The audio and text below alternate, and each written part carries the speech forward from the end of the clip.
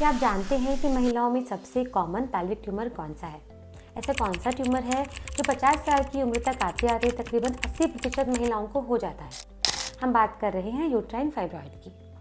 I am sure आपको fibroid हो या ना हो, लेकिन आपने रिश्तेदारी या आस पड़ोस में इसका जिक्र ज़रूर सुना होगा।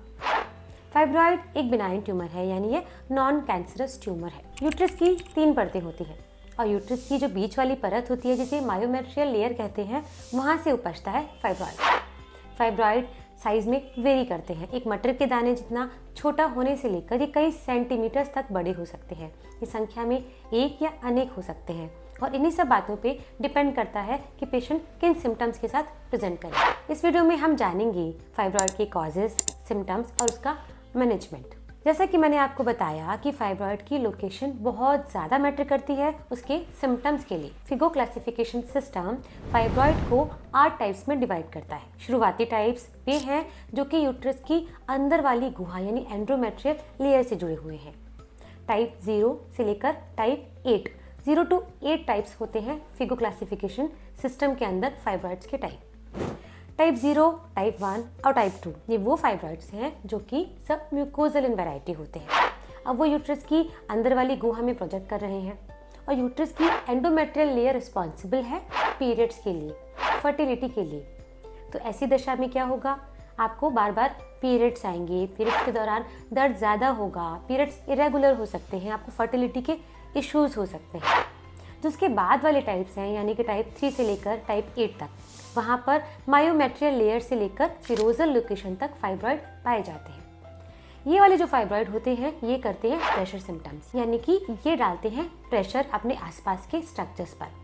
जब ये यूरिनरी ब्लैडर पे प्रेशर डालते हैं तो मरीज को बार बार पेशाब लगती है, पेशाब में इन्फेक्शन हो सकता है, नसों पर दबाव बनाने की कंडीशन में मरीज को कमर में दर्द रहता है, पैरों में दर्द रहता है। अगर फाइब्रॉइड बड़ा होगा तो प्रेशर सिम्टम्स ज़्यादा होंगे। अब अगर हम फाइब्रॉइड के कारणों को जानना चाहें तो जेनेटिक्स इसमें बहुत बड़ा रोल प्ले करती है। माना जाता है कि अगर आपके परिवार में किसी फर्स्ट डिग्री रिलेटिव को यूट्राइन फाइब्रॉइड है तो आपको नॉर्मल पॉपुलेशन की तुलना में 25% अधिक संभावना है यूट्राइन फाइब्रॉइड होने की। मोटापा, विटामिन डी की डेफिशिएंसी, डाइट जिसमें कि मीट की मात्रा अधिक है, कोलेस्ट्रॉल की मात्रा अधिक है, फाइबर कंटेंट कम है, ऐसी डाइट आपको फाइब्रॉइड के लिए प्रीडिस्पोजिशन बनती है। फाइब्रॉइड के लिए माना जाता है कि यह मोनोक्लोनल इन नेचर है, यानी कि इंट्राम्यूरल सेल किसी एक ही पर्टिकुलर मायोमेट्रियल सेल की ओवर ग्रोथ यानी उसके निरंतर वृद्धि करते रहने से ही फाइब्रॉइड बनता चला जाता है।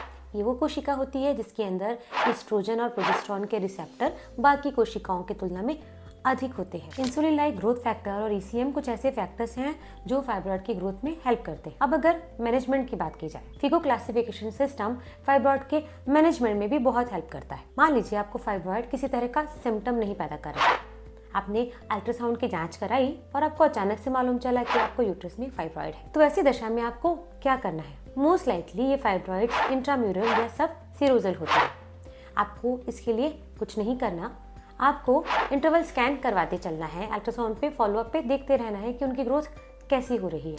लेकिन अगर आपको फाइब्रॉइड सिम्टम्स दे रहे हैं, यानी आपको पीरियड्स इरेगुलर हैं, महीने के दौरान दर्द ज़्यादा हो रहा है, आप इनफर्टिलिटी से जूझ रहे हैं, तो बहुत ज़्यादा चांसेस हैं कि ये फाइब्रॉइड सब म्यूकोजल वैरायटी के होंगे। तो इनके लिए क्या किया जाता है, इनको निकाला जाता है हिस्टोस्कोपिक रूट से, यानी कि यूट्रस के रास्ते से होते हुए फाइब्रॉइड को डाइसेक्ट किया जाता है। अगर आपकी उम्र 40 के आसपास है, यानी कि आपके महीने बंद होने वाले हैं, तकरीबन 45 तक आते आते आजकल मेनोपॉज होने लगता है, तो हम वेट करेंगे मेनोपॉज का। क्या होता है, देखिए मेनोपॉज एक ऐसा समय है जब आपके महीने बंद होने वाले होते हैं, आपके शरीर में एस्ट्रोजन की मात्रा कम होने लगती है और ये जो फाइब्रॉइड है एस्ट्रोजन डिपेंडेंट ट्यूमर है। जैसे जैसे शरीर में एस्ट्रोजन कम होता है फाइब्रॉइड भी श्रिंक होने लगते हैं, तो हम पेरीमेनोपॉजल वुमेन में मेनोपॉज का वेट करते हैं। अब अगर आप कंसीव करना चाहते हैं और आपको इंट्राम्यूरल फाइब्रॉइड हैं जो कि साइज में बड़े हैं, आपको कंसीव करने में दिक्कत दे रहे हैं, तो मायोमेक्टमी ऑप्शन होता है हमारे पास।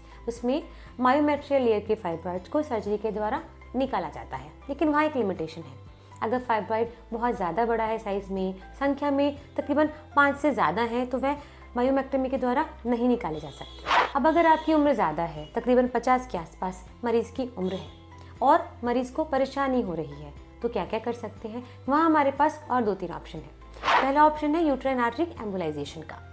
इसके द्वारा क्या किया जाता है, इसके द्वारा यूट्राइन आर्टरी एम्बोलाइजेशन में यूट्राइन आर्टरी को ब्लॉक किया जाता है कुछ पार्टिकल्स या जेल फोम के द्वारा। उससे फाइब्रॉइड की ब्लड सप्लाई खत्म हो जाती है और फाइब्रॉइड धीरे धीरे श्रिंक करने लगता है। एक और ऑप्शन है हाईफू यानी हाई इंटेंसिटी फोकस्ड अल्ट्रासाउंड। अत्यधिक इंटेंसिटी की अल्ट्रासाउंड वेव का इस्तेमाल कर फाइब्रॉइड को श्रिंक किया जाता है हाईफू टेक्निक में। या फिर एक और ऑप्शन होता है हमारे पास कि हम लैप्रोस्कोपिक रिमूवल ऑफ यूट्रस भी कर सकते हैं। तो यह थी फाइब्रॉइड की ओवरऑल कहानी। आपको समरी में बताती चलूं कि फाइब्रॉइड अलग अलग तरीके के होते हैं। फिगो क्लासिफिकेशन सिस्टम डिसाइड करता है कि किस तरह के फाइब्रॉइड का मैनेजमेंट क्या होगा।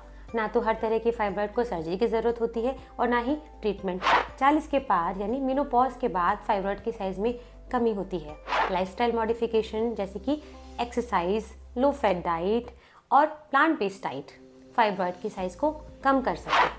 अगर आपको यह वीडियो पसंद आया हो तो इसे ज़रूर लाइक करिए, चैनल को सब्सक्राइब करिए। इससे हमारा उत्साहवर्धन होता है। महिलाओं के स्वास्थ्य से जुड़ी ऑथेंटिक और सरल भाषा में जानकारी हम आपको इस चैनल के माध्यम से देते रहेंगे। शुक्रिया।